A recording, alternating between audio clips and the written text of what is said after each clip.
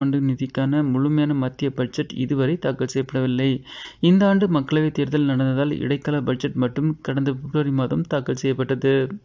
இந்த நிதியாண்டுக்கான முழுமையான பட்ஜெட் தாக்கல் செய்வதில் அரசு மும்முரம் காட்டிய நிலையில் பட்ஜெட் கூட்டத்தொடர் நேற்று தொடங்கியது.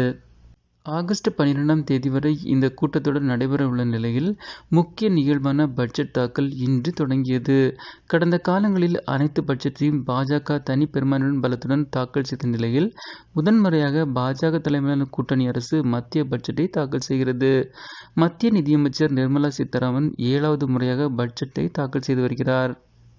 இந்நிலையில் அடுத்த 5 ஆண்டுகளில் 4.1 கோடி இளைஞர்களுக்கு வேலைவாய்ப்பு மற்றும் திறன் மேம்பாட்டுக்காக 2 லட்சம் கோடி நிதி ஒதுக்கப்பட உள்ளதாக அவர் அறிவித்தார். இந்த வீடியோ உங்களுக்கு பிடிச்சிருந்துச்சுன்னா லைக் பண்ணுங்க, சேனலை சப்ஸ்கிரைப் பண்ணுங்க. Thanks for